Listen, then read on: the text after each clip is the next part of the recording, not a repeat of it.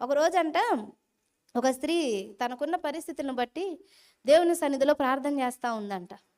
ప్రార్థన చేస్తా చేస్తా, దేవా దయచేసి నన్ను కనికరించు, నా మీదకి నీ కనుదృష్టి రాని, నీ సన్నిధిలో చేయబడ్డ ప్రార్థన మీద నీ కనుదృష్టి ఉంచుతానన్నావు కదా, ఇదిగో నీ సన్నిధిలోకి వచ్చి మోకరించాను, దయచేసి నా ప్రార్థన ఆలకించయ్యా అని ప్రార్థన చేసి ప్రార్థన ముగించుకొని పైకి లేగవగానే తన కంటికి ఒక వాగ్దానం కనిపించిందంట సన్నిధిలో. నీవు కన్నీళ్లు విడిచుట నేను చూచి తిని, నీ ప్రార్థన నేను అంగీకరించాను, నేను నిన్ను బాగు చేస్తాను అననే ఒక లేఖనం, ఒక వాక్యం తన కంటికి కనిపించింది. ఇంకా చాలా సంతోషం వచ్చింది. అమ్మయ్య, దేవుడు నాతో మాట్లాడాడు, నాకు జవాబునిస్తానన్నాడు, నన్ను బాగు చేస్తానన్నాడు, నా ప్రార్థన ఆలకిస్తానన్నాడు అని చెప్పి సంతోషంగా ఇంటికి వెళ్ళిన తర్వాత కొద్ది రోజులు ఎదురు చూసింది. కానీ పరిస్థితులు ఏమీ మారలేదు.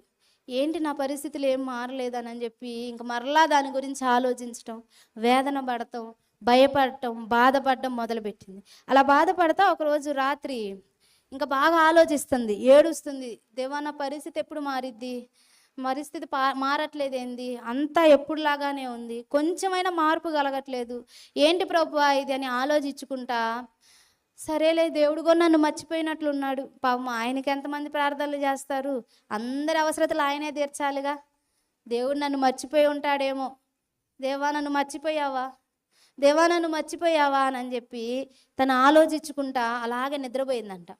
ఇంకా రాత్రి నిద్రపోయింది. ఉదయాన్నే లేచి లేడీస్ ఉదయాన్నే లెగవగానే చేసే పని ఏంటండి, బయటికి వెళ్ళి చక్కగా వాకిలి శుభ్రం చేసుకుంటూ ఉంటారు కదా, అలానే ఆ రోజు ఆవిడ కూడా లేచి ఉదయాన్నే వాకిలి శుభ్రం చేసుకోవడానికి వెళ్ళింది. శుభ్రం చేసుకోవడానికి వెళ్తే వాకిట్లో ఒక లెటర్ కనిపించింది. ఏంటి ఈ లెటర్ ఇక్కడ ఉంది అని చెప్పి అటు ఇటు చూసింది, ఎవరు లేరు. పోనీ ఏదన్నా చిత్తు కాగితమా, అసలు చూద్దాం ఏముందో ఈ లెటర్లో అని ఓపెన్ చేసింది. ఓపెన్ చేస్తే అందులో ఆవిడ పేరు ఉందంట, ఇంకేమీ లేదు. మామూలుగా లెటర్ అంటే ఏముండిద్ది, ఏదన్నా ఒక సమాచారం ఉండిద్ది కదా, కానీ అందులో ఆవిడ పేరు ఉంది. ఏంటిది, ఇందులో నా పేరు ఉంది, ఇంకేం లేదు, ఎవరు వేశారు ఇది, పోనీ ఏదన్నా గాలికి వచ్చి పడిందా అనుకోవటానికి అది మామూలు ప్లేన్ పేపర్ కాదు, ఇందులో నా పేరు రాసింది, ఎవరో వేయకపోతే ఇది ఇక్కడ ఉండదు కదా అని అటు ఇటు చూసింది. కొంచెం ఆ స్ట్రీట్ చివరి దాకా వెళ్ళి చూసింది, ఎవరు లేరు. సరే ఏమోలే అని చెప్పి ఇంకా ఆ రోజు లోపలికి వెళ్ళిపోయింది. మరుసటి రోజు కూడా ఉదయాన్నే వాకిలి శుభ్రం చేద్దామని వచ్చేసరికి మరలా అలాంటి లెటరే ఉంది, అందులో కూడా ఆవిడ పేరే ఉంది. ఇదేంటి మరలా ఇవాళ ఎవరు వేశారు నా పేరు, ఆశ్చర్యంగా ఉందే అని చెప్పి ఆలోచించుకుంది. సరే అని చెప్పి ఇంక ఇంట్లోకి వెళ్ళిపోయింది. అలా వరుసగా ఒక వారం రోజులు అదే జరుగుతుందండి. ప్రతిరోజు ఆవిడ లెగవటం, వాకిలి శుభ్రం చేయడానికి రావటం, ఆ లెటర్లో ఆవిడ పేరు ఉండటం. అట్లా చూస్తూ ఉండి ఆమె అనుకుంది, అసలు ఇట్లా కాదు, రేపు ఒక గంట ముందే లేచి అసలు ఆ లెటర్ అక్కడ ఎవరు వేస్తున్నారో చూడాలి అని ఒకరోజు ప్రతిరోజు లేచేదానికంటే ఒక గంట ముందు లేచి కిటికీలోంచి చూస్తే అంటే బయటకు వచ్చి కనిపిస్తే ఆ వ్యక్తి అక్కడికి రారు కదా, అందుకని కిటికీలోంచి చూస్తే ఎక్కడి నుంచో వచ్చి ఆ ఉత్తరం పడింది. ఏ వ్యక్తి వచ్చి వేయలేదు, గాలిలోంచి వచ్చి ఆ ఉత్తరం పడింది.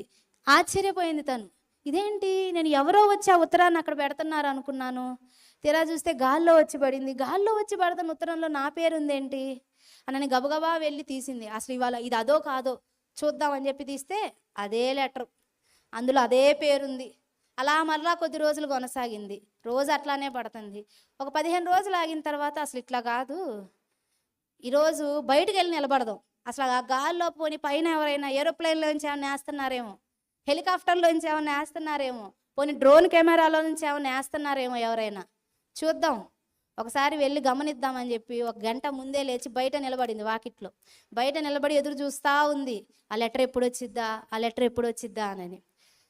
అలా ఎదురు చూస్తూ ఉండి అలానే చూస్తూ ఉంటే ఒక తెల్లటి పావురము ఆ లెటర్ని తీసుకొచ్చి అక్కడ పడేసిందంట.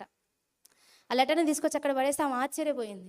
అరే ఈ పావురం ఎక్కడి నుంచి తీసుకొస్తుంది ఇది, నేను ఇంకా ఎవరో మనుషులు వేస్తున్నారు అనుకున్నాను, లేకపోతే గాలికి వస్తుందేమో అనుకున్నాను, అయితే ప్రతిరోజు ఈ పావురం ఏనా తీసుకొచ్చి ఇక్కడ వేస్తుంది, నేను మొన్న కిటికీలోంచి చూస్తే పైన ఉన్న పావురం నాకు కనిపించలా, ఈరోజు బయటకు వచ్చి చూశాను కాబట్టి ఈ పావురం వేస్తుందని నాకు అర్థమైంది, అరే ఈ పావురం వేస్తుంది రోజు అని చెప్పి ఓపెన్ చేసి చూసింది. అయితే ప్రతిరోజులాగా ఈరోజు అందులో ఆవిడ పేరు మాత్రమే లేదు, ప్రతిరోజు ఆవిడ పేరు ఒక్కటే ఉండిద్ది. ఈరోజు మాత్రం ఆవిడ పేరుతో పాటు ఒక రెఫరెన్స్ ఉందంట, దాంట్లో బైబిల్లోని ఒక రెఫరెన్స్ ఉంది. ఏంటంటే యెషయా గ్రంథం 44:21 అనే రెఫరెన్స్ ఉంది. చకచకా ఇంట్లోకి వెళ్ళింది, చకచకా ఇంట్లోకి వెళ్ళి అసలు ఈ రిఫరెన్స్ ఏంటి, నా పేరు కింద రిఫరెన్స్ రాసింది ఏందని బైబిల్ ఓపెన్ చేసి చదివింది. అందులో ఏముందో తెలుసా? నేను నిన్ను మరచిపోజాలను అని ఉంది.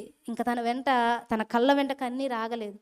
అంటే తను అనింది కదా, దేవా నన్ను నువ్వు మర్చిపోయావా, నేను ప్రార్థన చేశాను, నువ్వు నాకు జవాబిస్తానని నాతో మాట్లాడావు కదా, నన్ను మర్చిపోయావా అని ఆ రోజు ఏడుస్తా బాధపడతా పొనుకుంది కదా. తనని దేవుడు చూశాడు. ఆ రోజు నుంచి నేను నిన్ను గుర్తుపెట్టుకున్నాను అనడానికి ప్రతిరోజు ఆవిడ పేరు రాసి పంపిస్తున్నాడు. ప్రతిరోజు ఆవిడ పేరు రాసి పంపిస్తే ఎలగలా పాపం. అందుకే పేరుతో పాటు ఈసారి రెఫరెన్స్ కూడా రాశాడు. నీ పేరు ఎందుకు పంపించానో తెలుసా? ప్రతిరోజు నేను నిన్ను మర్చిపోలేదు, నువ్వు నాకు గుర్తున్నావు, నువ్వు చేసిన ప్రార్థన నాకు గుర్తుంది, కాకపోతే నీ ప్రార్థనకు జవాబుకి కొంచెం సమయం ఉంది, అంతేగాని నేను నిన్ను మర్చిపోయానని ఎప్పటికీ అనుకోబాక అని ఆవిడతో దేవుడు మార్మికంగా మాట్లాడాడు. అది చూసినప్పుడు ఇంకప్పుడు సంతోషపడి, దేవా నన్ను క్షమించయ్యా, దేవా నన్ను క్షమించయ్యా, నన్ను నువ్వు మర్చిపోయావని నేను అనవసరంగా తృణీకరించి మాట్లాడాను, నన్ను క్షమించయ్యానని దేవుని సన్నిధిలో మరలా ప్రార్థన చేసి మరలా ఒకసారి దేవుడి దగ్గర నుంచి జవాబు పొందుకుంది.